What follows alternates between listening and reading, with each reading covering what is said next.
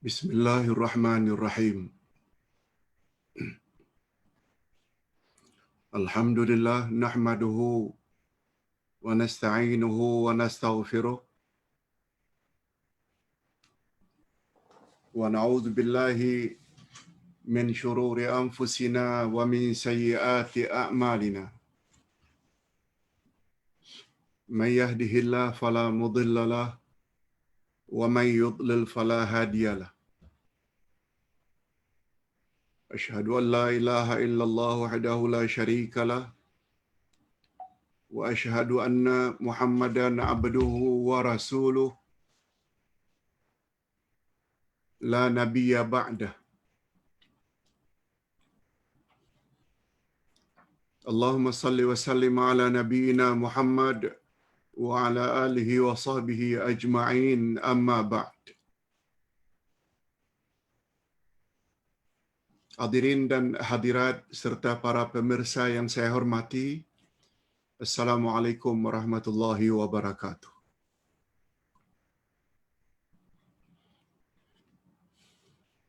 Alhamdulillah, kita bersyukur kehadirat Allah Azza wa Jalla kerana masih lagi diberi oleh Allah rezeki untuk kita menambah sesuatu yang bermanfaat dan berguna bagi kita di dunia dan di akhirat.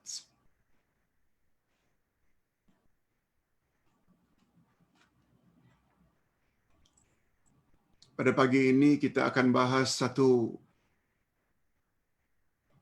salah satu dari nama-nama Allah Al-Asma'ul Husna,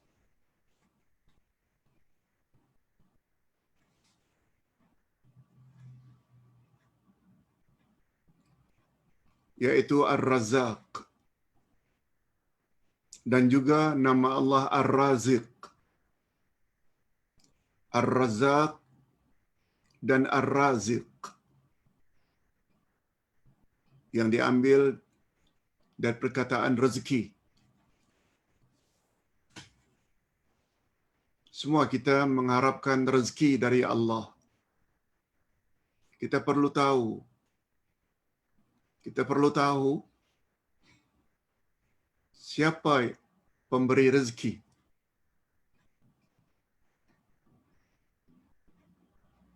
Bagaimana cara untuk mendapat rezeki? Rezeki yang dianugerahkan oleh Allah ada bermacam-macam.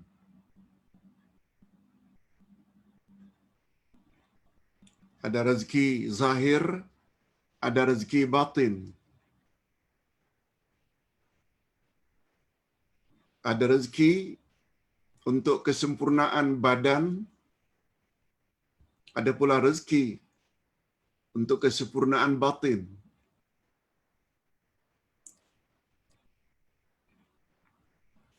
Rezeki yang boleh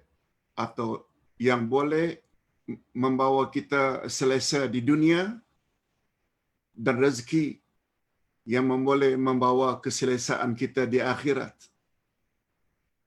Rezeki bermacam-macam. Malah ada namanya rezeki dunia dan ada pula rezeki agama. Rezeki mana yang kita patut utamakan? Kedua-dua rezeki itu mustahak dan penting bagi kita.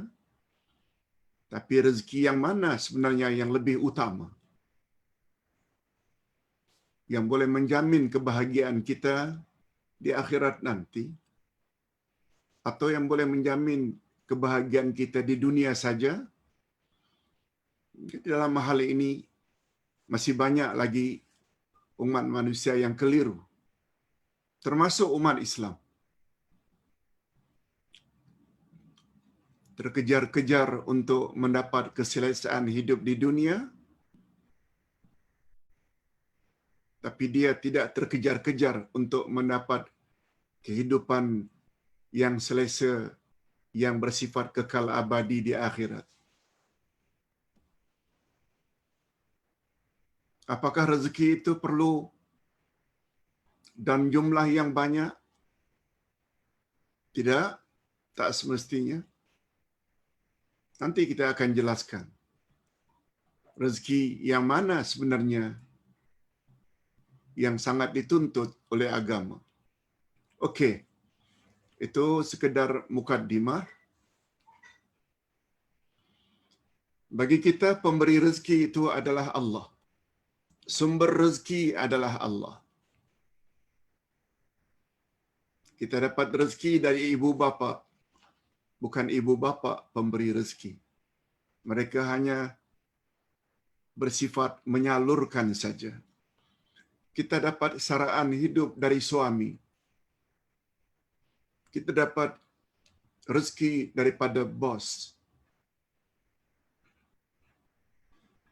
majikan. Sebenarnya mereka bukan pemberi rezeki yang hakiki. Mereka hanya menyalurkan saja. Baik, kita berbalik kepada topik. Nama Allah ada yang dipanggil dengan Ar-Raziq, ada yang dipanggil dengan Ar-Razzaq. Sebagaimana kita sedia maklum, nama Allah adalah tauqifiyah, iaitu terhenti sebagaimana yang Allah namakan dirinya, sebagaimana tertera dalam Al-Quran, atau sebagaimana yang disebut oleh nabinya melalui hadis-hadisnya yang sahih. Nama dan sifat Allah kita tidak boleh bagi sesuka hati. Walaupun menurut akal kita, nama atau sifat tersebut baik bagi Allah. Bukan.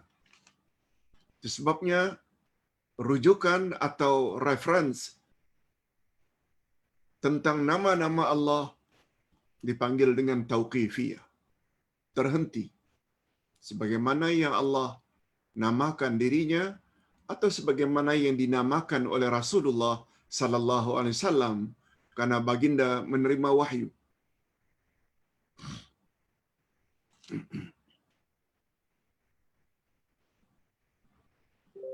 Itu sebabnya kita perlu dalil dulu. Apa hujahnya, apa dalilnya, apa buktinya Allah memiliki nama Ar-Razzaq dan Ar-Raziq? Adakah kedua-dua nama itu tertera dalam Al-Quran atau hadis Nabi? Itu yang perlu ditanya.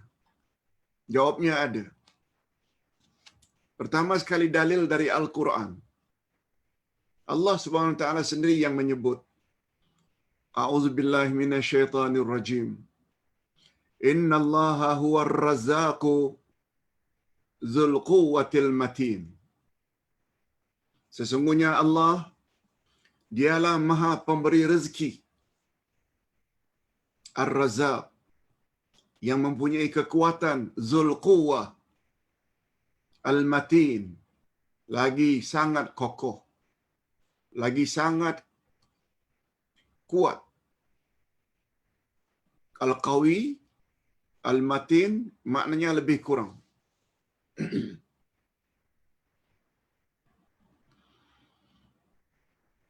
Kita ambil satu lagi hadis Nabi sallallahu alaihi wasallam. Kalau tadi dari ayat Quran, Allah yang sebut Ar-Razzaq itu memang namanya. Nah, Nabi Muhammad sallallahu alaihi wasallam di dalam hadis sahih riwayat Imam Abu Dawud, Nabi Muhammad sallallahu alaihi wasallam bersabda, "Innallaha huwal musa'ir al-qabidu al-basitu ar-raziq."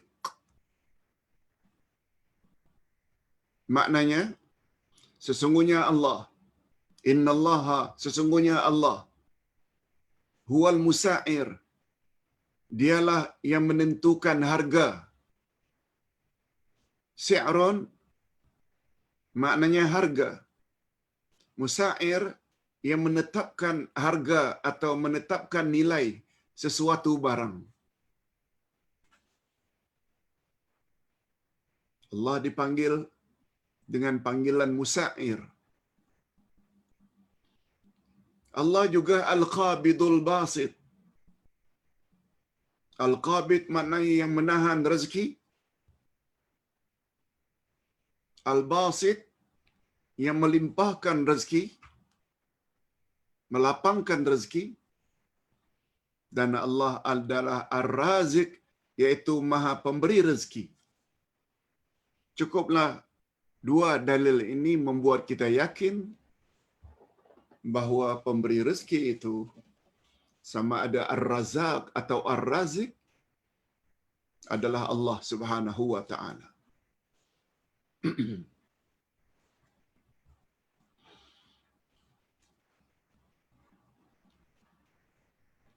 Oleh sebab itu, bila orang atau seseorang faham dengan dua nama ini, tak timbul dia akan meratap-ratap bila kematian orang yang selama ini menyara hidupnya.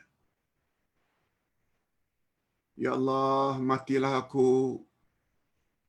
Macam mana kami tidak meneruskan hidup? Ya Allah, suami yang kami sayangi, yang selama ini menyara kami, telah Engkau ambil dia. Sedangkan aku adalah suri rumah, tidak ada pekerjaan tetap.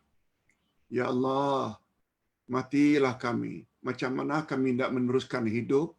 Ini termasuk meratap yang dilarang oleh Allah Subhanahu wa taala, dilarang oleh Nabi Muhammad sallallahu alaihi wasallam. Apa sebab?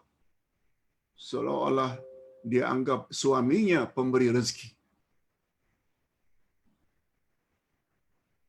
Sedih boleh, sampai ke peringkat menangis pun boleh. Sebab itu fitrah manusia. Apabila orang yang kita sayangi meninggal dunia, apalagi dia sangat baik selama hayatnya, menyara kita dengan sempurna, tiba-tiba dipanggil oleh Allah Azza wa Jalla, jangan meratap. Nabi Muhammad sallallahu alaihi wasallam bersabda, "An-niyahah minal jahiliyah." Meratap terhadap suatu kematian, dia adalah budaya Arab jahiliyah. Haram hukumnya. Tapi sekedar menangis, sedih, boleh. Yang tak boleh itu meratap. Baik. Makna Ar-Razzaq dan Ar-Razik. Kita tengok dulu dari sudut bahasa. Apa makna Ar-Razzaq? Sehingga ada orang yang dipanggil dengan Abdul Razzaq, iaitu hamba Allah yang Maha Pemberi rezeki. Itu makna Abdul Razzaq. Dari sudut bahasa, nama Allah Ar-Razzaq, Maha Pemberi rezeki, adalah bentuk yang menunjukkan bersangatan. Bersangatan. Dia memberi rezeki bersangat-sangatan. Dia tidak hanya beri rezeki kepada orang yang beriman padanya, dia juga beri rezeki kepada orang yang kafir dan berbuat syirik. Allah tak pilih dalam memberi rezeki. Dia sehatkan orang kafir, selain dia sehatkan juga orang-orang yang beriman. Allah panjangkan rezeki, Allah panjangkan umur, bukan hanya terhadap orang-orang beriman, tapi Allah juga panjangkan umur orang-orang yang kafir. Semua itu rezeki.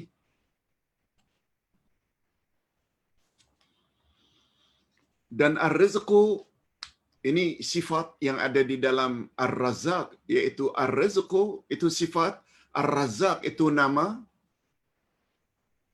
Dikatakan untuk rezeki yang mengalir berterusan. Apakah rezeki duniawi atau rezeki ukhrawi? Rezeki duniawi, harta, punya pasangan hidup, punya anak cucu, punya kebun, punya rumah, punya kereta, punya pangkat, semua itu rezeki duniawi. Rezeki ukhrawi, dapat hidayah, istiqamah di atas kebenaran, penyabar,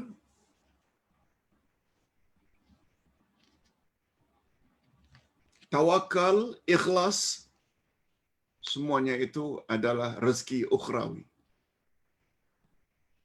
Rezeki terbagi kepada dua.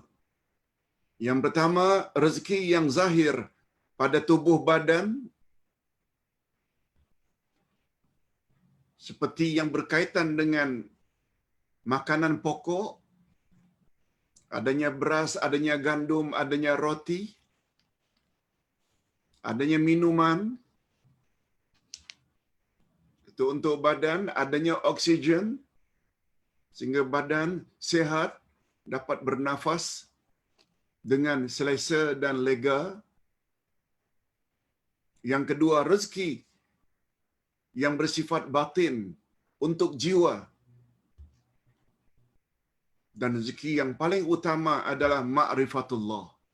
Ini mempelajari al-asma'ul husna yang dengannya kita mengerti dan mengenal Allah. Dia adalah nikmat nomor satu yang disebut dengan ma'rifatullah. Itu sebabnya para ulama sampai mengatakan awwaluddin ma'rifatullah. Awal-awal agama adalah mengenal Allah. Termasuk ilmu pengetahuan. Itu sebabnya kata Nabi dalam hadis sahih, siapa bersungguh-sungguh pergi ke majlis ilmu, niscaya Allah permudahkan baginya jalan ke syurga. Jadi ilmu pengetahuan ini, lebih-lebih lagi ilmu pengetahuan yang berkaitan dengan agama, yang berkaitan dengan akidah, yang berkaitan dengan fiqh, tafsir Al-Quran, hadis Nabi, semua ilmu-ilmu itu sangat berguna nanti di akhirat. Apalagi semua kita tahu, bila mati saya masuk dalam kubur, malaikat akan menanyakan dengan 3 pertanyaan utama. Siapa Tuhanmu? Man Rabbuka? Siapa nabimu? Waman nabiyuka? Apakah agamamu? Wama dinuka?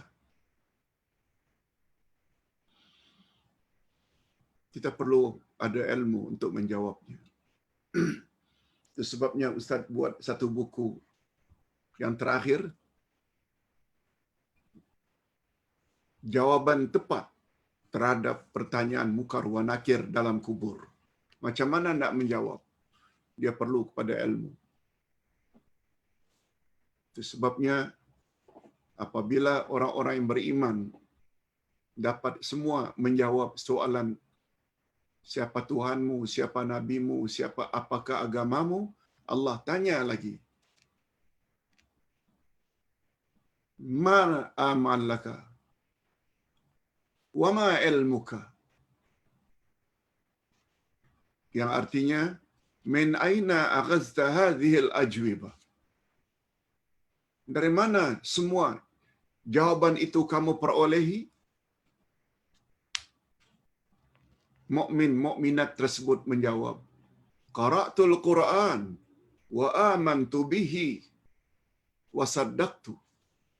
Semua jawaban itu aku perolehi karena dulu di dunia aku baca Quran, aku beriman dengan apa yang ada dalam Quran, lalu aku benarkan dalam bentuk tindak tandukku.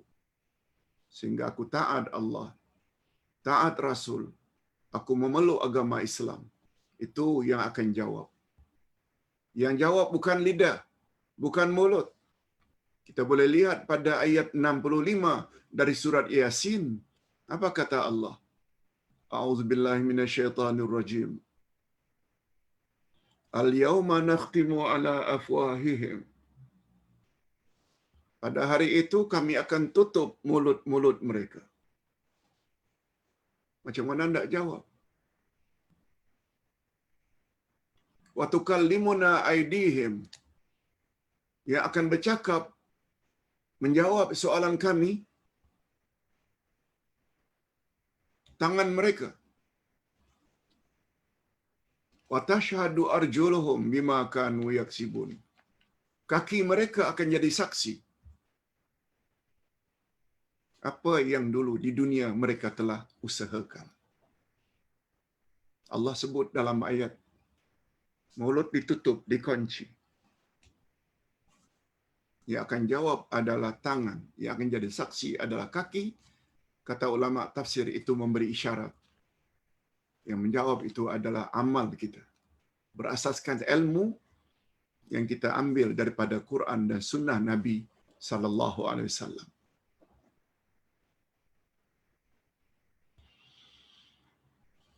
Itu sebabnya jangan heran kalau ada manusia yang terkejar-kejar mencari rezeki untuk badan, agar kaya, agar selesa.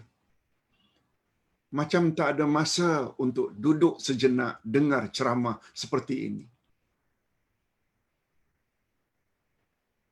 Untuk dunia ada masa, tapi untuk akhirat tak ada masa. Tunggu sajalah hari penyesalan nanti. Bukan di akhirat, menjelang mati lagi sudah menyesal. Ya Allah, tolong panjangkan umur kami supaya kami boleh tambah ilmu lagi. Dah terlambat dah. Dah terlambat. Itu sebabnya kata Nabi, ingat selalu sabda Nabi, tidak ada seorang pun yang sedang naza' sakaratul maut kecuali menyesal. Sahabat bertanya, walaupun dia seorang yang banyak beramal saleh, ya Rasulullah, apakah dia juga menyesal? Pertanyaan sahabat itu ada kaitannya. Kata Nabi, tak seorang pun yang sedang sakaratul maut kecuali menyesal. Apakah dia itu orang yang banyak beramal, banyak ilmu, atau orang yang tidak banyak beramal atau banyak bergelumang dosa? Kata Nabi, betul? Tidak ada seorang pun kecuali menyesal. Kalau dia orang yang banyak buat dosa, maksiat, dia menyesal mengapa tidak segera tobat. Sebab ketika nazak, pintu tobat ditutup. Dan andai kata dia orang yang banyak ilmu, andai kata yang sakaratul maut itu orang yang banyak beramal saleh, dia juga akan menyesal. Mengapa kurang banyak ilmunya? Mengapa kurang banyak amal salehnya? Yang kedua ni masih boleh tahan lagi lah. Tapi kata Nabi tetap menyesal. Banyak macam mana pun ilmunya, dia tetap menyesal. Mengapa masih kurang banyak? Banyak macam mana pun amal salehnya, dia tetap menyesal. Mengapa masih kurang banyak? Sebabnya jangan heran kalau ada orang yang senantiasa memperbanyak ilmu, memperbanyak bekal, bukan hanya menyampaikan kebenaran, dia juga ingin tinggalkan tulisan-tulisannya dalam bentuk buku, kitab, membimbing manusia, sebab dia tahu semuanya itu nanti kelak akan dapat menolongnya di akhirat. Okey, kita teruskan. Jadi rezeki ada yang zahir dan ada yang batin. Adapun perbezaan antara dua nama Allah tersebut. Apa perbezaan Ar-Razzaq dengan Ar-Raziq? Yang pertama, Ar-Razzaq, Ar-Raziq, dialah Allah yang telah menentukan kadar rezeki makhluknya dalam bentuk global. Sejak azali. Sejak azali. Allah telah tetapkan rezeki untuk hamba-hambanya secara ijmali, global. Garis besarnya yaitu sejak azali. Kan ada yang dipanggil dengan takdir azali. Dan seterusnya, Allah Subhanahu wa taala merealisasikan, melaksanakan, menampakkan dalam bentuk nyata atau menyempurnakannya untuk mereka setelah mereka diciptakan. Allah telah tentukan rezeki seseorang sebelum orang tersebut lahir lagi. Itu maknanya penentuan Ar-Raziq. Ini yang dipanggil dengan qada dan qadar. Yang kedua, Ar-Razaq. Ini bentuk yang menunjukkan bersangatan bagi perbuatan pemberi rezeki. Kaedah bahasa Arab, kalau syariba minum, syaribun orang yang minum, tapi kalau timbangannya syarab, orang yang peminum, suka minum.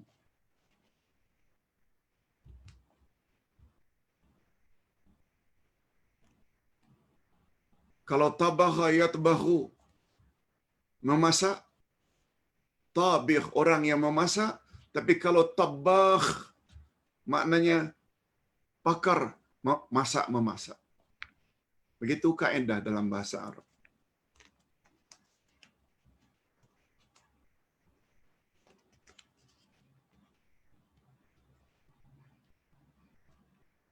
Kalau timbangan itu Razak, maknanya bersangat-sangatan dalam dia memberi rezeki. Okey, kita masih lagi melihat nama Allah dari sudut bahasa. Nama Allah Ar-Razak menunjukkan banyaknya rezeki dan banyaknya yang diberi rezeki. Bukan saja bilangan rezeki, tapi berapa bilangan orang-orang yang menerima rezeki daripada Allah. Bukan hanya terbatas pada manusia, juga jin, malaikat, binatang, tumbuh-tumbuhan, semuanya menerima rezeki daripada Allah. Itu sebabnya Allah dipanggil Razzaq.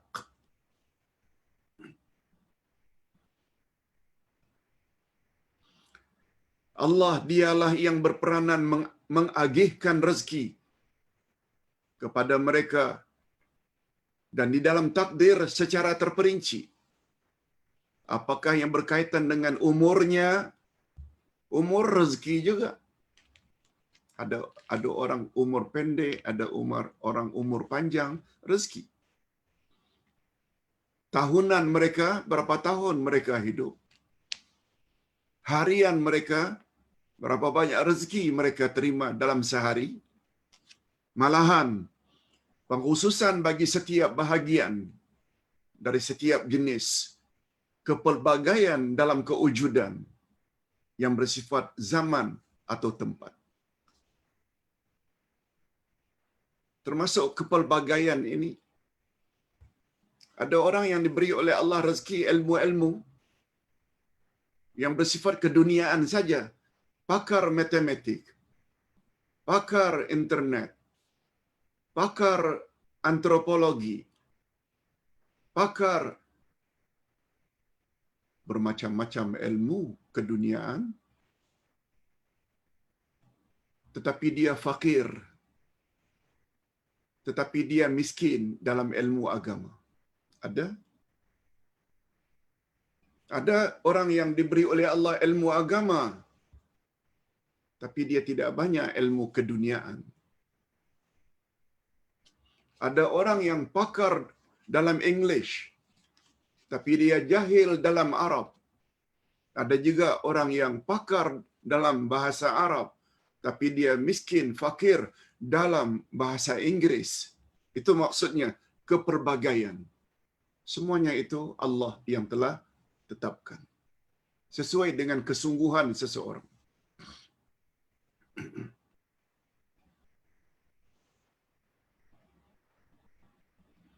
Ustaz selalu nasihatkan kepada anak cucu, belajar bahasa Arab nak, belajar bahasa Arab cu. Dan pada masa yang sama belajar juga internet, belajar juga English.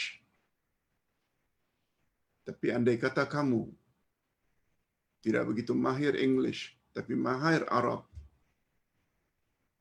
itu adalah lebih baik daripada mahir dalam English, tapi kamu jahil dalam tata bahasa Arab. Sebab kitab panduan utama kita, Quran dan Sunnah, yang originalnya, yang orinya, adalah dalam bahasa Arab. Tanpa menafikan pentingnya ilmu-ilmu keduniaan, tapi kita kena beri keutamaan mana yang lebih utama. Hadirin dan hadirat rahimakumullah. Nah, sekarang kita berpindah kepada Ar-Razzaq dan Ar-Razik menurut syarak. Syarak maknanya menurut pandangan agama. Nama Allah Ar-Razzaq, nama Allah Ar-Razzaq War-Razik adalah Maha Pemberi rezeki untuk seluruh makhluknya. Untuk seluruh makhluk. Pemberi rezeki adalah Allah. Dia menjamin rezeki untuk seluruh alam. Seluruh alam. Bukan hanya manusia. Alam jin, alam malaikat, alam binatang, alam tumbuh-tumbuhan, alam dunia, alam akhirat,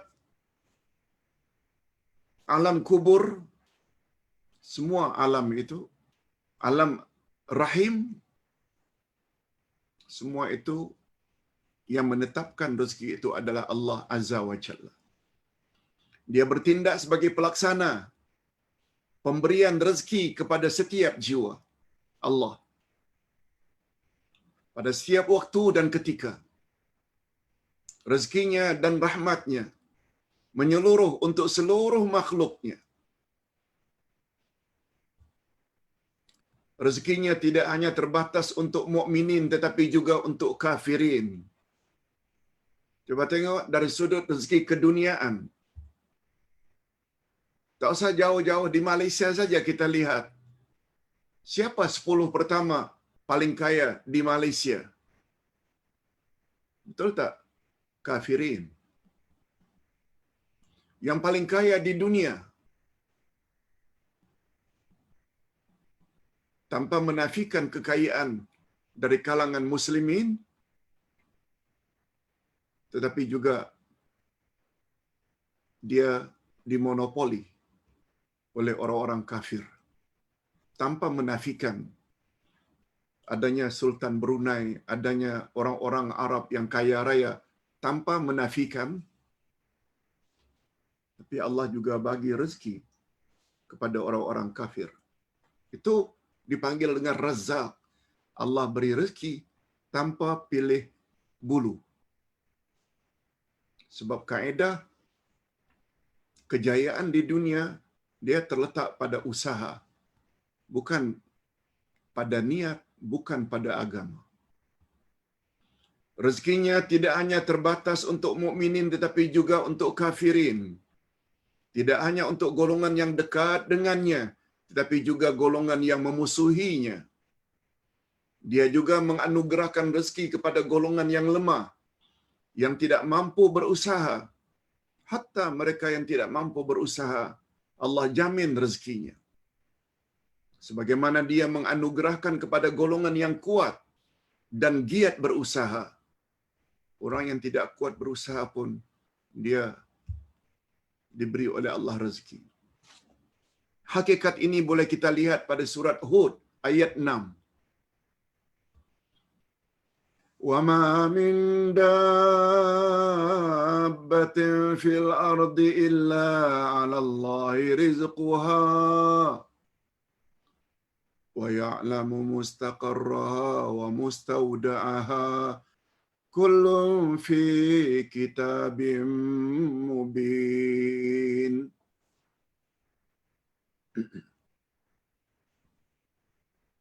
Dan tidak ada suatu binatang melata pun di bumi Tidak ada satu binatang melata pun di bumi. Nanti kita akan jelaskan apa makna binatang melata itu. Melainkan Allah lah pemberi rezekinya. Dan dia mengetahui tempat berdiam binatang itu, binatang melata itu, tempat berdiamnya dan tempat penyimpanannya. Semuanya tertulis di dalam kitab yang nyata, yakni Lauh Mahfuz. Ini baru terjemah harfiah, literal translation. Kita tak faham lagi. Itu sebabnya kita perlu kepada terjemah maknawiyah,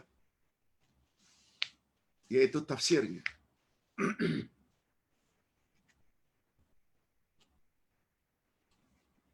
Itu sebabnya Ustaz galakkan sangat para jamaah sekalian, para pemirsa sekalian, jangan hanya tertumpu pada nota.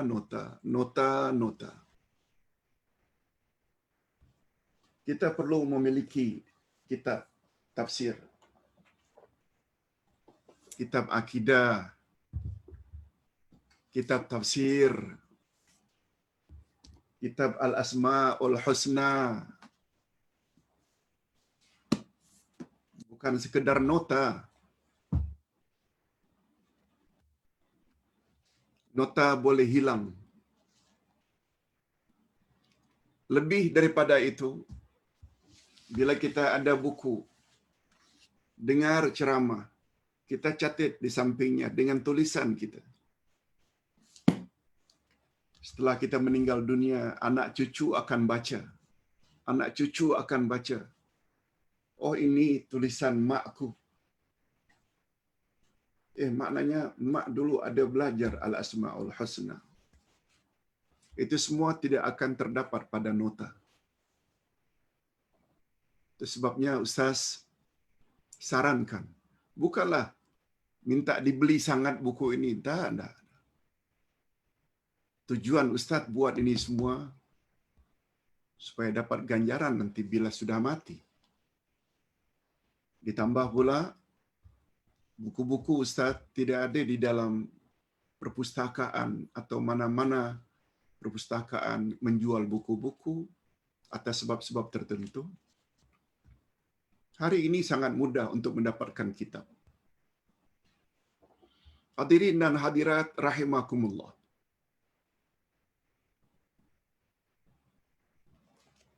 Terjemah harfiah tadi memang tak faham. Kepahaman kita boleh dapati melalui tafsir. Dalam kitab tafsir dijelaskan dengan begitu jelas. Antara lain Ustaz sebut di sini. Dalam bab pengajaran, yang dimaksudkan binatang melata di sini ialah segenap makhluk Allah yang bernyawa. Dia namanya kucing ke, dia namanya ayam ke, dia namanya arnab ke, dia namanya anjing ke, dia namanya khinzir ke, dia namanya manusia ke, dia namanya jin ke, malaikat ke, semuanya bernyawa. Sebab semua mereka nanti akan mati.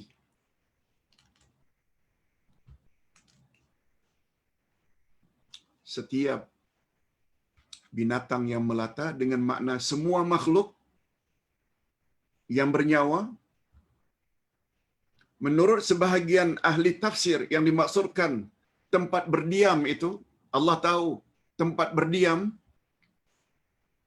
yaitu di dunia, dan tempat penyimpanan pula maksudnya adalah di akhirat. Sebabnya kita selalu sebut bila orang mati, dia telah disimpan dalam kubur. Maknanya dah bermulalah berpindah dari alam tempat dia berdiam ke tempat penyimpanan, kubur ke atau alam akhirat. Dan menurut sebahagian ahli tafsir, yang dimaksudkan tempat berdiam itu adalah sulbi, laki-laki, Allah tahu melalui sperma setiap laki-laki akan jadi anaknya yang mana satu, dan tempat penyimpanan pula maksudnya adalah rahim ibu. Semua Allah tahu. Allah beri rezeki, dia akan jadi baby yang sempurna atau cacat, baby yang pintar atau kurang pintar, baby tersebut akan cantik ke, rezeki yang dia perolehi atau hodoh, semua itu ada di tangan Allah. Ada di tangan Allah. Itu maksudnya. Nah, sekarang kita berpindah kepada kehebatan nama Allah Ar-Razzaq dan Ar-Razik. Rezeki Allah, maaf, di antara kehebatan nama Allah Ar-Razzaq dan Ar-Razik. Sebelum Ustaz masuk bab ini, Allah Subhanahu wa taala berfirman dalam Al-Quran. Kalau tidak salah dalam surah Al-An'am. Allah Subhanahu wa taala melarang, la taqtulu auladakum min imlaq. La taqtulu auladakum min imlaq. Jangan kamu bunuh anak kamu karena takut miskin. Lalu Allah sebut sambungan ayat, nahnu narzuqukum wa iyyahum. Karena kamilah yang memberi rezeki kamu, ibu bapa, wa iyyahum, dan kami juga memberi rezeki kepada anak-anak kamu. Yang beri anak kamu rezeki itu bukan kamu. Kami, kata Allah. Cuma bila ditanya mengapa Pak Ustaz, Allah sebut, jangan kamu bunuh anak-anak kamu karena takut miskin. Hakikat ini Ustaz pernah sebut dulu-dulu. Sebab ayat Quran turun, dia ada kaitan dengan keadaan zaman ayat Quran diturunkan. Pada zaman ayat Quran diturunkan, kebanyakan orang-orang Arab jahiliyah bunuh anak. Lebih-lebih lagi anak perempuan. Karena mereka takut miskin. Mereka mendakwa kononnya anak ini membuat mak bapak nanti susah nak mencari rezeki. Lalu Allah turunkan ayat itu. Jangan kamu bunuh anak-anak kamu karena takut miskin. Lalu Allah sebut sebabnya. Sebab kamilah yang memberi kamu, couple, rezeki, dan kami juga telah jamin anak-anak yang bakal lahir itu akan dapat rezeki. Dari sisi kami, bukan dari sisimu. Jangan salah faham. Salah faham macam mana Pak Ustaz? Barangkali muda-mudi terlanjur bergaul sehingga hamil. Begitu lahir atau sebelum lahir lagi digugurkan.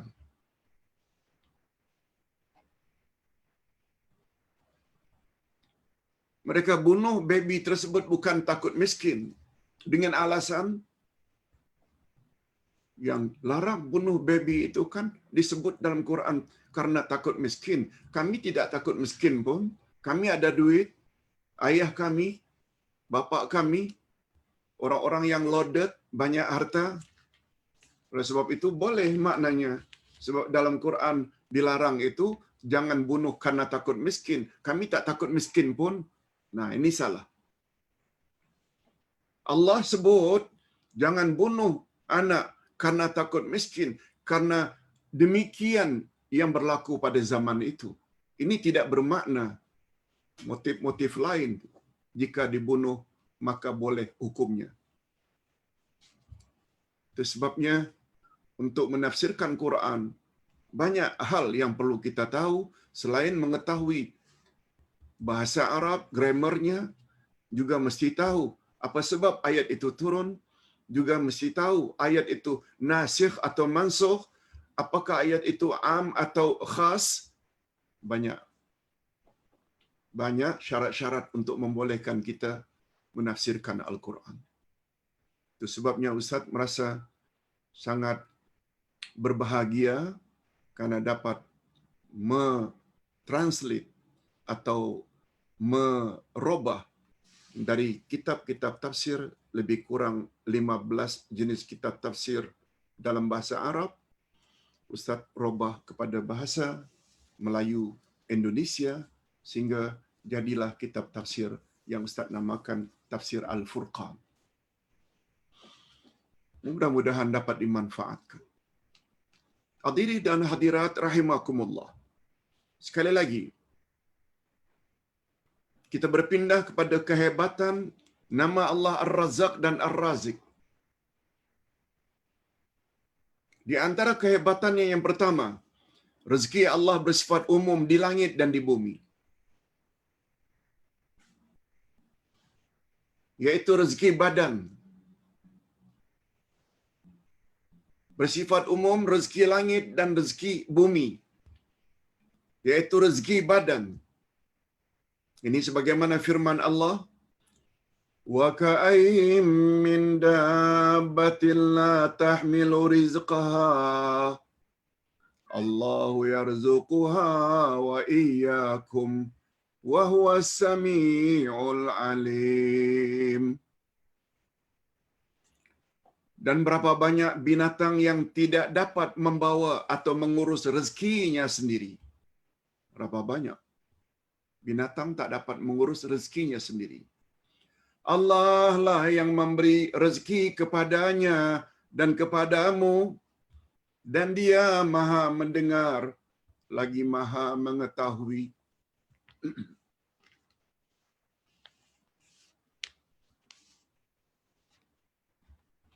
Al-Ankabut ayat 60. Coba perhatikan tafsirannya. Ini bila maksud maknanya tafsiran. Makhluk tidak akan mampu mengumpul rezeki, mencarinya, menyimpan untuk hari esoknya. Manusia tak mampu. Tetapi dalam ayat disebut Allahu yarzuquha. Allah lah yang memberi rezeki kepadanya. Yakni Dialah yang menyediakan rezeki untuknya. Walaupun dia lemah dan mempermudah baginya rezeki. Dia menjamin rezeki untuk makhluknya demi kemaslahatannya. Hatta binatang sekecil-kecilnya di perut bumi, serangga berterbangan di udara, ikan di lautan, semua telah dijamin rezekinya. Itu sebabnya bila kita ada kemampuan, ada kelebihan, jangan bakhil terhadap orang-orang miskin. Jangan bakhil terhadap orang-orang miskin. Kita hendaklah berpikiran positif. Kelebihan yang ada pada kita, sebenarnya Allah Subhanahu Wa Taala peruntukkan untuk orang-orang tertentu. Untuk orang-orang tertentu. Bila lihat orang miskin, beri dia sedikit rezeki yang Allah beri pada kita. Itu maknanya hati kita telah disentuh oleh Allah untuk tolong orang tersebut. Maknanya orang tersebut, orang miskin tersebut mendapat rezeki Allah yang bagi. Memang tangan kita yang bagi, tapi siapa yang gerakkan hati kita?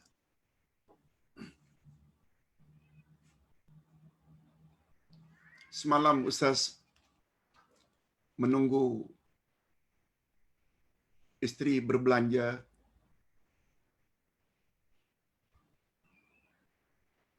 Ustaz dalam kereta tengok satu orang miskin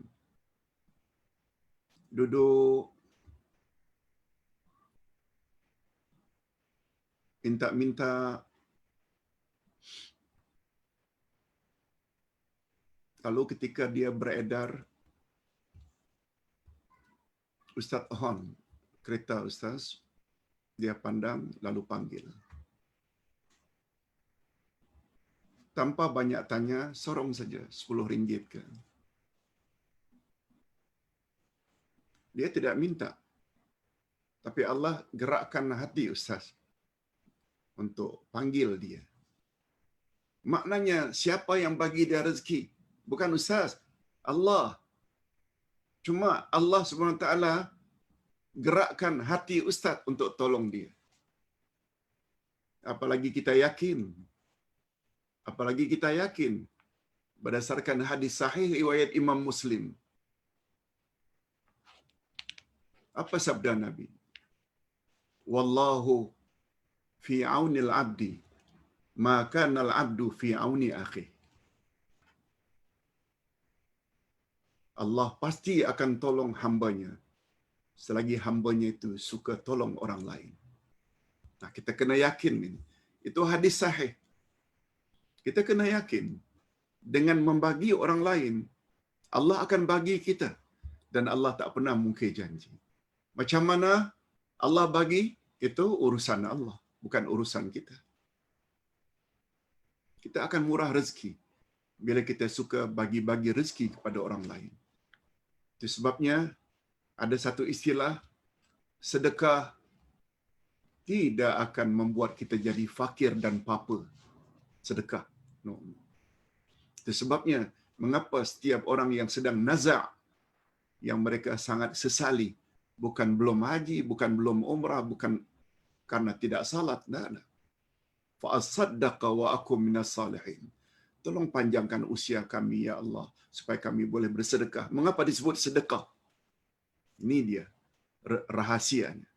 Kita patut jadikan itu sebagai prinsip hidup kita. Insya Allah, bila ada prinsip hidup macam itu, hidup kita di dunia ni, di dunia lagi, tak susah insya Allah. Ini belum lagi di akhirat. Apalagi kata Nabi, yaqulun nasu mali mali mali. Manusia selalu mengatakan itu hartaku, itu hartaku, itu hartaku. Padahal harta manusia ni 3 saja. Apa yang dia makan habis. Apa yang dia pakai lusuh. Apa satu lagi? Yang ketiga, apa yang dia sedekahkan. Kata Nabi, apa yang kita sedekah itu milik kita. Yang kita nanti akan terima di akhirat. Malah sebelum di akhirat, di dunia lagi, dimurahkan rezeki oleh Allah Azza wa Jalla. Yang kedua, kehebatan nama Allah Ar-Razzaq dan Ar-Razik. Dialah Allah yang menganugerahkan rezeki khas untuk orang-orang yang hampir dengannya, yaitu rezeki yang berguna, berterusan di dunia dan di akhirat. Inilah rezeki yang ditunjuki oleh para rasulnya. Inilah rezeki yang diberitahu oleh para rasul pada umat masing-masing, termasuk Nabi Muhammad sallallahu alaihi wasallam. Yang pertama namanya rizqul qulub, rezeki hati. Yang kedua namanya rizqul abdan, rezeki badan. Rezeki hati yaitu ilmu pengetahuan yang berguna dan keimanan yang sahih lagi murni. Kita belajar akidah sehingga mantap, tidak terlibat dengan syirik dan khurafat, itu rezeki nomor 1.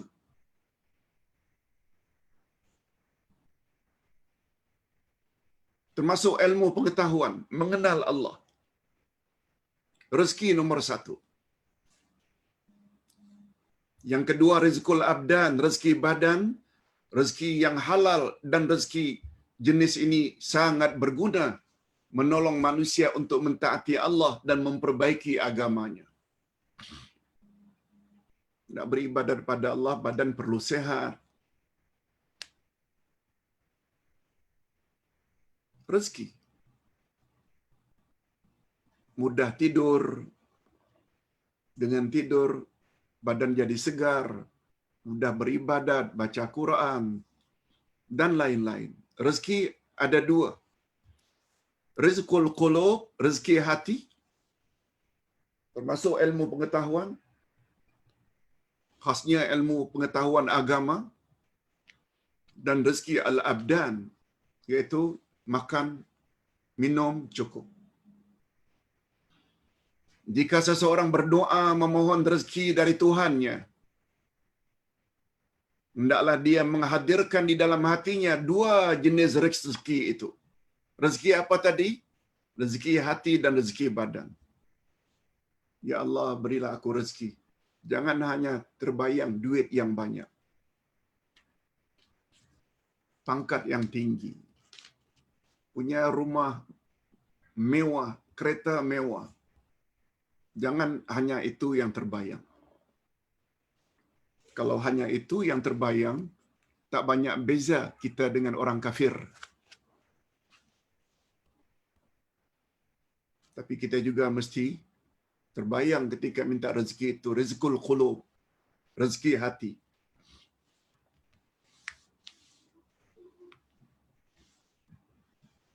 Oleh itu, maksud Allahumma rzuqni, ya Allah berilah aku rezeki yang dapat memperbaiki hatiku berupa ilmu yang berguna, hidayah, ma'rifah, keimanan yang menyeluruh bagi setiap amal saleh, juga rezeki yang dapat memperbaiki tubuh badanku berupa rezeki yang halal tanpa kesulitan mendapatkannya, tanpa halangan untuk memperolehinya. Itu makna panjang Allahumma rzuqna. Ya Allah berilah kami rezeki. Bukan hanya terbatas pada rezeki dunia, tapi rezeki hati. Itu sebabnya barangkali masih ingat apa kata Nabi. Nabi Muhammad sallallahu alaihi wasallam bersabda, "Laisal ghina an kasratil arad, walakinnal ghina ghinan nafsi." Bukanlah yang dikatakan kaya itu orang yang banyak hartanya melimpah ruah. Kata Nabi, itu bukan kaya. Walakinnal ghina ghinan nafs. Tapi kaya yang sebenarnya adalah kaya jiwa, kaya hati. Pemaaf, pemurah, punya rasa kasihan kepada orang yang kurang bernasib baik. Itu. Kekayaan bukan terletak pada banyaknya harta. Kaya yang sebenar kaya adalah kaya hati. Menunjukkan bahawa bila kita bandingkan kaya harta dengan kaya hati adalah lebih utama. Ini tersirat di dalam doa yang paling popular. Rabbana atina fid dunya hasanah wa fil akhirati hasanah wa qina azabannar. Semua kita tahu maknanya. Ya Allah berilah kami kebaikan di dunia dan berilah kami kebaikan di akhirat dan hindarkan kami dari azab api neraka. Nah, itu yang nomor satu. Bila tidak di neraka, tentu saja tempat kita syurga. Kesempurnaan rezeki semakin nyata dan terserlah di akhirat nanti. Mereka akan mendapat rezeki yang berkekalan tanpa batasan. Ini sebagaimana yang dinyatakan sendiri oleh Allah. Faulaika yadkhulunal jannah yurzaquna fiha bighairi hisab. Maka mereka akan masuk syurga. Mereka diberi rezeki di dalamnya tanpa hisab. Allahu Akbar. Itu sebabnya orang-orang yang faham hakikat ini, dia tidak merasa berat untuk infak, sedekah, wakaf, pembinaan masjid ke, pembinaan rumah tahfiz ke, membantu untuk percetakan buku ke, memberi saraan hidup, makan minum dan gaji guru untuk tahfiz Quran sebagaimana yang Ustaz war-warkan. Alhamdulillah Ustaz sangat gembira bila buat pengumuman, kemudian yang menyumbang tersebut berkata, "Terima kasih Pak Ustaz. Terima kasih Uday karena telah memberi kami peluang untuk memperbanyak bekal akhirat." Nah, itu dia komen orang-orang yang faham tentang rezeki.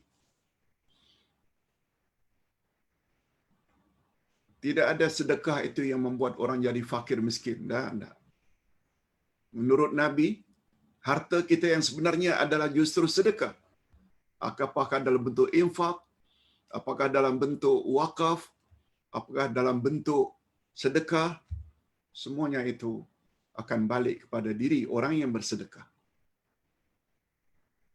Apalagi bila kita hubung kaitkan dengan kata-kata malaikat setiap pagi ketika matahari terbit. Apa kata malaikat? Dua malaikat. Malaikat pertama kata, "Ya Allah, Engkau berilah gantian terhadap orang yang suka memberi nafkah ke jalan-Mu." Malaikat minta agar Allah ganti. Malaikat kedua pula, "Ya Allah, musnahkan dan binasakanlah harta orang-orang yang kedekut." Hadis sahih. Cuma kita saja yang tak dengar.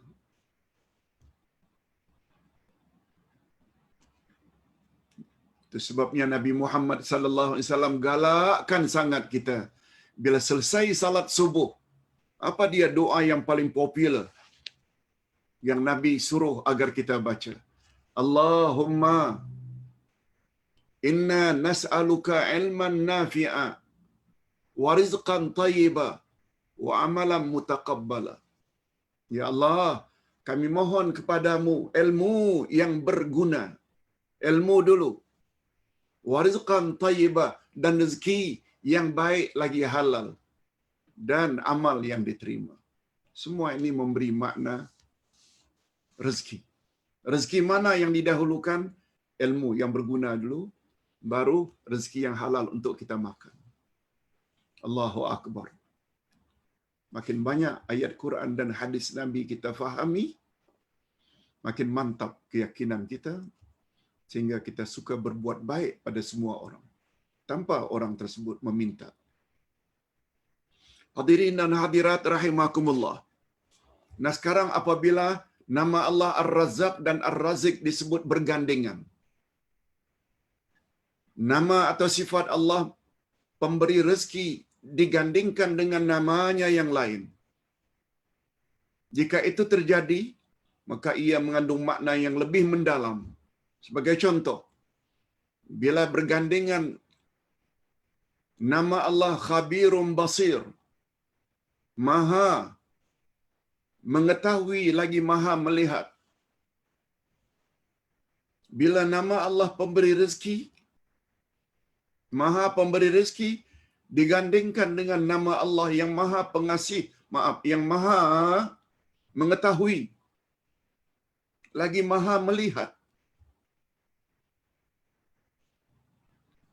Sebagaimana firman Allah, "Walau basatallahu rizqa li ibadihi la baghaw fil ard, walakin yunazzilu biqadarin ma yasha, innahu bi ibadihi khabirum basir."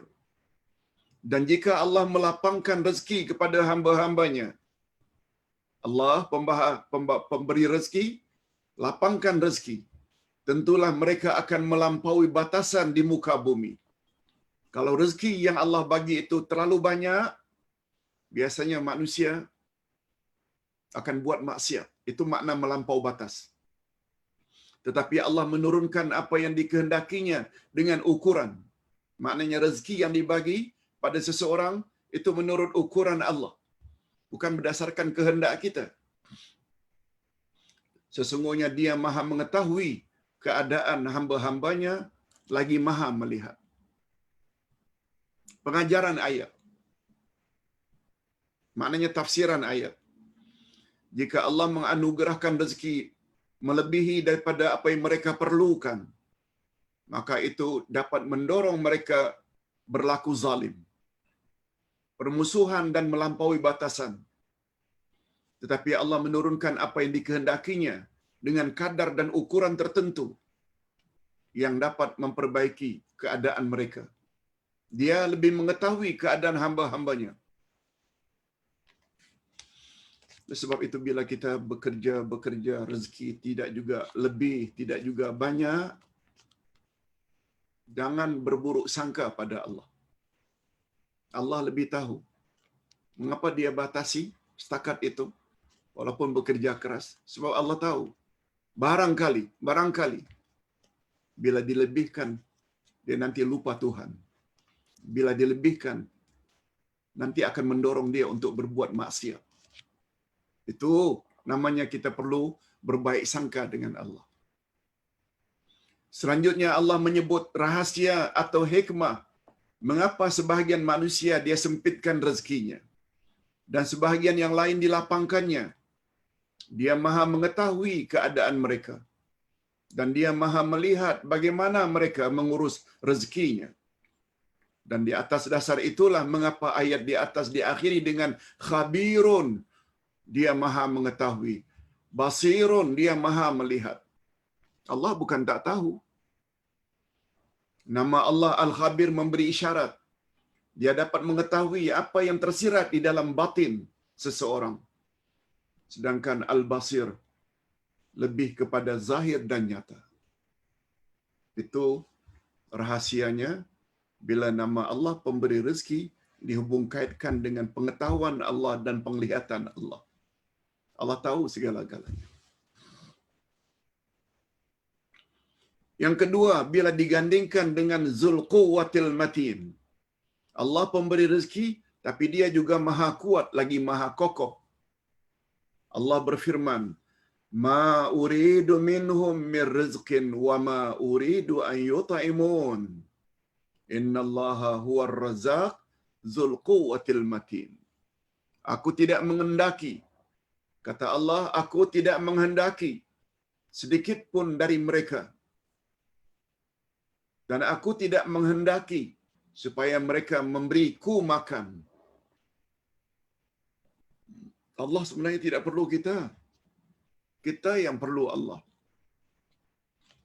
Allah tidak minta diberi rezeki atau diberi makan.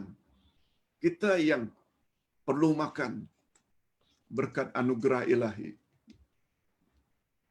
Sesungguhnya Allah dialah pemberi rezeki yang mempunyai kekuatan dan sangat kokoh. Az-Zariyat 57-58. Pengajaran atau tafsiran ayat. Perkataan Ar-Razzaq pemberi rezeki memberi isyarat bahawa dia tidak berhajat kepada rezeki. Dia, yakni Allah, tidak berhajat pada rezeki. Sedangkan perkataan Zul Quwwah yang maha memiliki kekuatan memberi isyarat bahawa dia tidak perlu bekerja. Sebab sesiapa yang mencari rezeki bermakna dia berhajat kepadanya. Seseorang yang apabila bekerja kerana dia berhajat pada rezeki. Sesiapa yang mengharap amalan selain daripada dirinya bermakna dia lemah dan tidak ada kekuatan. Allah tak perlu. Dia yang memberi rezeki. Jadi seolah-olah ayat ini mengandungi makna, aku tidak memerlukan rezeki, kata Allah. Malahan akulah yang maha pemberi rezeki. Dan aku juga tidak perlu beramal sebab aku maha kuat. Gandengan dua nama Allah ini menggambarkan betapa sempurna kekayaan Allah Azza wa Jalla dan betapa sempurna kekuatan dan kekuasaannya. Dan betapa suci dan bersih Allah daripada segala sifat kekurangan dan kecacatan. Itu sebabnya di antara sifat Allah, lam yalid wa lam yulad. Allah tidak beranak dan tidak diperanakkan. Apa sebab? Allah Subhanahu wa taala wujud, tak perlu kepada mak bapa. Dia sedia ada.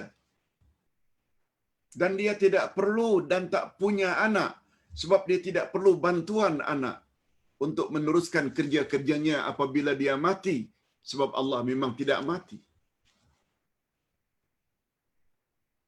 Itu sebabnya dalam surat yang nilainya, kata Nabi, bila dibaca surat itu sekali, sama dengan membaca sepertiga Al-Quran, 10 juz. Karena di dalamnya terdapat sifat-sifat Allah. Ahad, Samad, Lam yalid, walam yulad, walam yakul lahu kufuwan ahad. Maknanya tinggi. Sungguh maksud yang tersirat dan tersurat di dalam surat Al-Ikhlas. Nah, kita teruskan dengan kesan beriman kepadanya. Apa dia kesan? Sudah 1 jam 10 minit Ustaz bercakap tentang nama Allah Ar-Razzaq dan Ar-Razik. 1 jam 10 minit.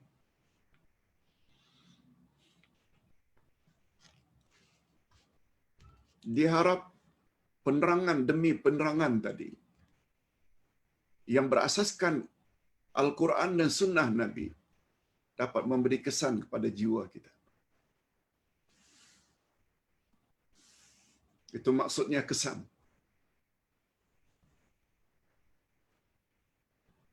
Kita baca apa dia kesan beriman dengan dua nama Allah tadi, Ar-Razik dan Ar-Razzaq. Jika umat manusia benar-benar memahami makna di dalam nama-nama Allah ini, maka akan terserlah sikap positif daripada diri orang tersebut. Mudah-mudahan sifat-sifat yang Ustaz akan sebut ini ada pada setiap kita. Baru namanya ilmu itu ilmu yang bermanfaat. Tidak sekedar tahu. Kata orang Arab, al-ilmu bila amalin kasyajarah bila samarin. Ilmu tanpa amalan, ilmu sekedar teori tanpa diserlahkan dalam tindak tanduk, itu maksudnya ia bagaikan pokok yang tidak ada buah. Ia bagaikan pohon yang tidak ada buah. Tak ada guna. Jadi ilmu yang kita miliki mesti kita serlahkan dalam tindak tanduk harian kita. Ini dia. Di antara kesan iman kepada nama Allah Ar-Razik dan Ar-Razzaq, dia tidak pernah takut akan kesempitan hidup. Itu dia. Lebih-lebih lagi pada zaman COVID-19, PKP, PKPB, banyak orang rungsing. Ya Allah, sempitlah rezeki kami. Mudah-mudahan topik pagi ini menjadi hiburan untuk kita. Kita tak sepatutnya takut akan kesempitan hidup dan tidak pula bimbang ketiadaan orang yang akan menolongnya. Jangan bimbang.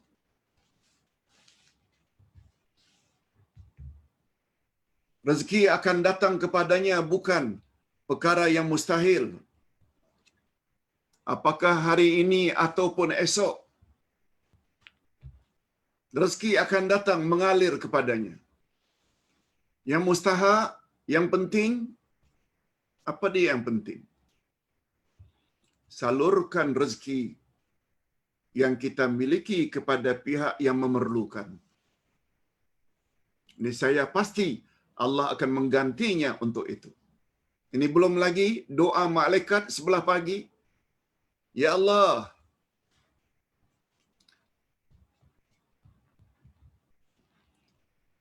berilah kepada orang yang suka menolong, orang yang suka membantu, orang yang pemurah.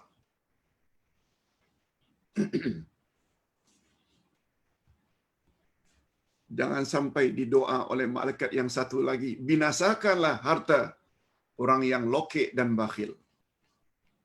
Ini ayat Quran menyebut. Coba tengok kelebihannya kita faham ayat Quran.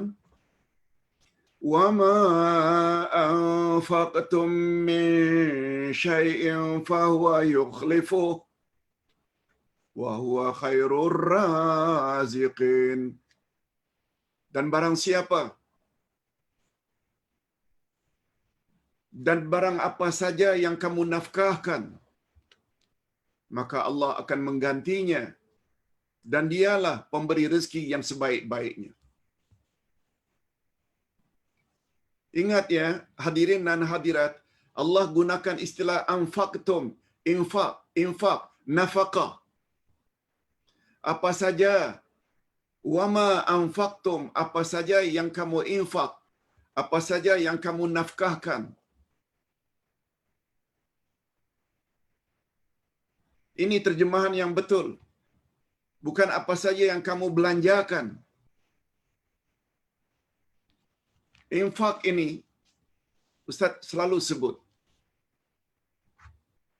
Arab, English lebih dekat pemahamannya berbanding Arab, Melayu. Kalau infak diartikan belanja, terbayang dalam fikiran kita orang-orang Asia Tenggara, Indonesia, Malaysia, mesti harta. Infak dalam bahasa Arab sama dengan spend, to spend. Sekarang kita spend our telinga, pendengaran, untuk dengar. Ini namanya infak. Spend your time. Pergunakan masa lapangmu. Spend awak punya kesihatan. Spend awak punya masa lapang. Kesihatan dan masa lapang adalah rezeki.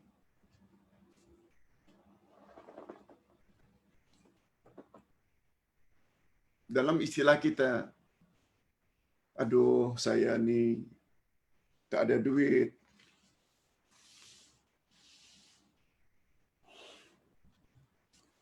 Yang kita selalu mengeluh itu.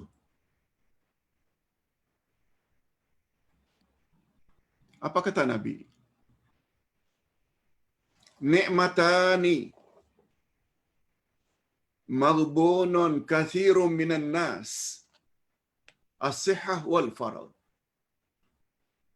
Ada dua nikmat sungguh banyak manusia yang tak pandai mensyukurinya.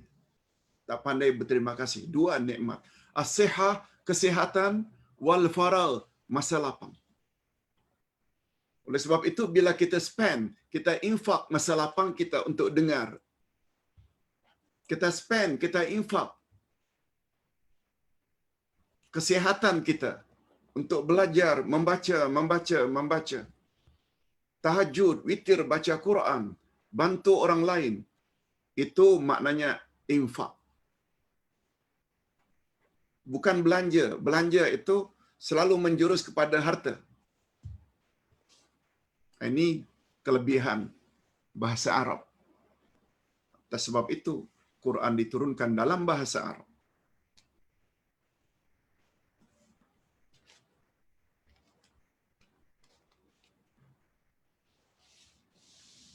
Yang kedua, kesan iman kepada dua nama Allah tadi. Dia akan berusaha. Dia, yakni kita, akan berusaha untuk melalui sebab-sebab yang boleh mendatangkan rezeki yang halal. Bukan rezeki yang haram. Sebab hadis Nabi, hadis sahih riwayat Imam Muslim, talabul halali faridatun ala kulli muslim. Mencari yang halal itu adalah wajib ke atas setiap orang Islam. Disebut halal, talabul halali, bukan talabul rezeki.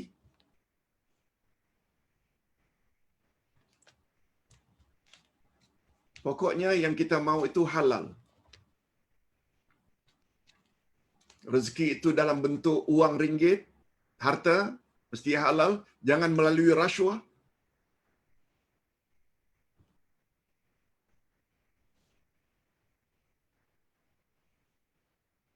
Rezeki dalam bentuk pangkat, perolehi dengan cara halal, jangan dengan menyebarkan duit, akhirnya menang. Itu namanya mencari rezeki, kedudukan, status dengan cara yang haram. Itu sebabnya hadis Nabi menyebut talabul halali faridatun ala kulli muslim. Apakah awak ingin mendapat zuriat ke? Kawin secara halal. Ingin dapat harta ke? Cari rezeki yang halal. Ingin dapat status ke? Kedudukan yang halal. Jangan dengan cara menyeleweng. Nah, yang kedua,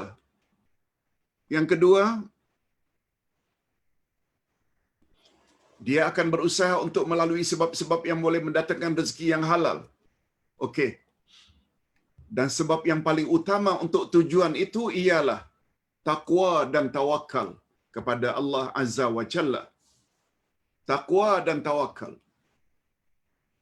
Ini sebagaimana firman Allah, "Wa may yattaqillaha yaj'al lahu makhraja wa yarzuqhu min haitsu la yahtasib wa may yatawakkal 'ala Allahi fa huwa hasbuh. Innallaha balighu amri qad ja'ala Allahu likulli syai'in qadra." Yang kita kenal dengan ayat 1000 dinar. Macam mana ayat itu Ustaz membawa makna dengan takwa kita akan murah rezeki? Coba tengok terjemahannya dulu. Barang siapa bertakwa pada Allah, niscaya dia akan mengadakan baginya jalan keluar, solusi. Siapa yang bertakwa pada Allah, Allah akan beri dia solution, jalan keluar. Dan Allah selain jalan keluar juga akan bagi rezeki yang dia tidak sangka-sangka. Dan barang siapa yang bertawakal kepada Allah, niscaya Allah akan mencukupkan keperluannya. Rasulullah sallallahu alaihi wasallam bersabda, "Lau annakum tawakkaltum 'ala Allahi haqqa tawakkuli, la razaqakum kama yarzuqut tayr, taghdu khimasan wa taruhu bitana." Jika kamu bertawakal, berserah diri kepada Allah dengan tawakal yang sebenar-benarnya, niscaya Allah akan melimpahkan rezeki kepada kamu sebagaimana Dia memberi rezeki pada burung yang keluar paginya dari sarangnya dalam keadaan perutnya yang kosong dan kembali pada petangnya dalam keadaan perutnya yang penuh. Hadis sahih riwayat Imam Tirmizi. Hadirin dan hadirat rahimakumullah. Atas sebab itulah, hadirin dan hadirat rahimakumullah, atas sebab inilah maka Allah atas sebab inilah maka Allah maka ustaz telah buat satu buku yang ustaz namakan dengan kunci rezeki. Kunci rezeki. Ini bukunya. Ini bukunya.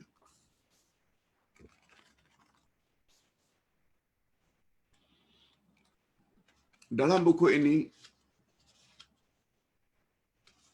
ada 10 cara untuk murah rezeki. Cuma Ustaz perlu sebutkan sedikit saja. Dalam kitab akidah, ketika membahas iman pada takdir,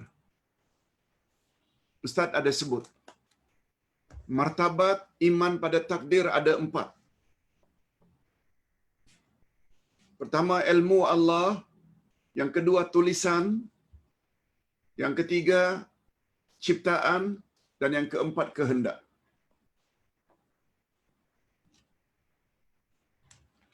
Sudah menjadi sunnatullah.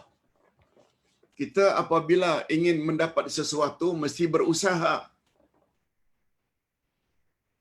Istilah agama mesti ambil sebab. Seperti Ustaz haus. Lalu Ustaz ambil air untuk Ustaz minum. Betul tak? Itu membawa makna usaha. Istilah usaha ini dalam istilah agama ambil sebab. Sebab bila minum hilang dahaga, yang menghilangkan dahaga adalah Allah. Namun kita perlu ambil sebab, iaitu minum atau usaha. Usaha ada dua. Khasnya untuk mencari rezeki, dapat rezeki, ada dua jenis usaha. Ada dua jenis sebab yang kita perlu lalui. Sebab pertama namanya sebab tabi'i. Bila lapar, makan. Dengan makan datang kenyang.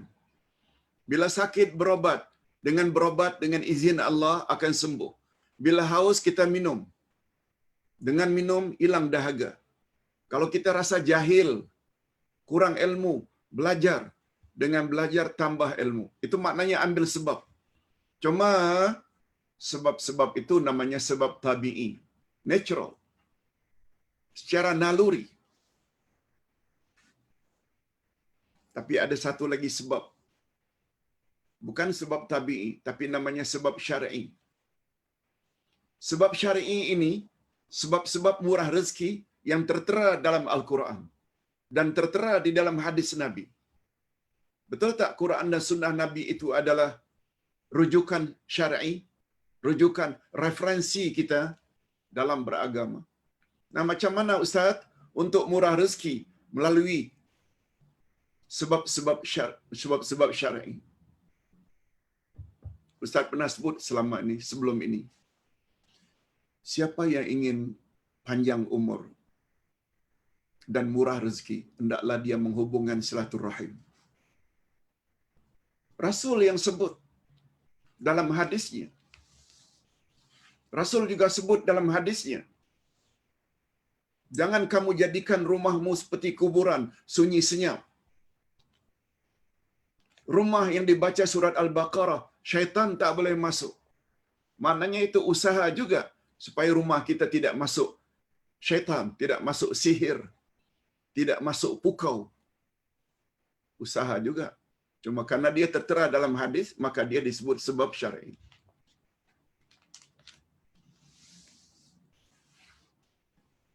Di antara ayat Al-Quranul Karim yang menyebut murah rezeki, ayat yang kita baca tadi. Siapa bertakwa pada Allah, Allah akan beri dia dua perkara. Solution, apa saja problem yang dia hadapi, Allah akan beri solusi. Yang kedua, Allah Subhanahu wa taala akan beri dia rezeki dari sumber yang tidak disangka-sangka.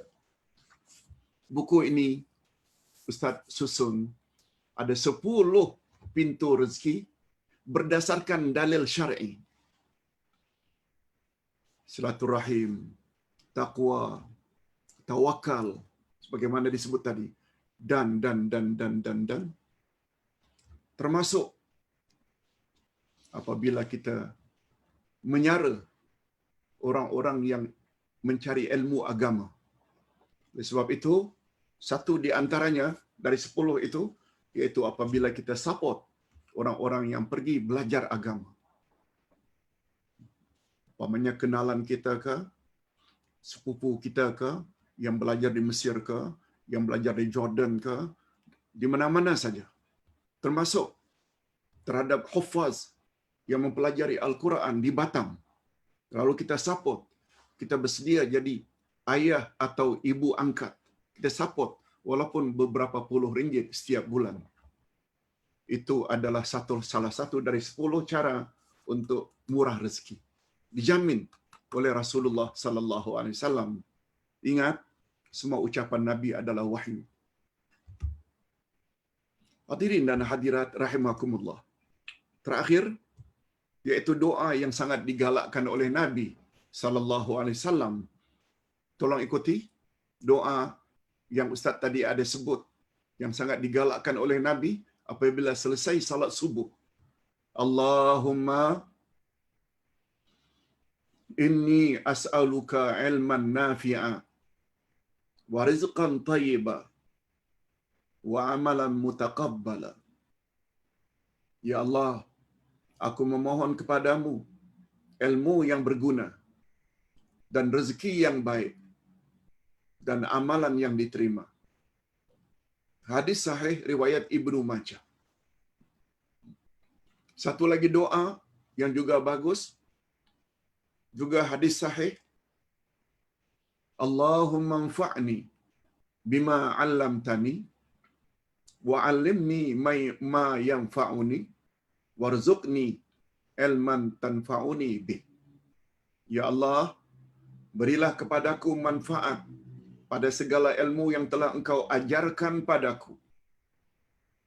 Ajarkanlah aku apa sahaja yang boleh mendatangkan manfaat bagi diriku, dan berikanlah kepadaku rezeki berupa ilmu pengetahuan yang mendatangkan manfaat bagi diriku. Amin ya rabbal alamin. Hadirin dan hadirat, genap 1.5 jam kita belajar nama Allah Ar-Razzaq dan Ar-Razik. Segala ilham yang Allah Subhanahu wa taala berikan pada ustaz sehingga dapat menjelaskan, sehingga para jemaah faham, itu datangnya daripada Allah, dan jika ada kekurangan, itu ada kekurangan dari ustaz sendiri. Kita berpindah insya-Allah kepada pertanyaan kalau ada. Wabillahi taufiq wal hidayah. Wassalamualaikum warahmatullahi wabarakatuh.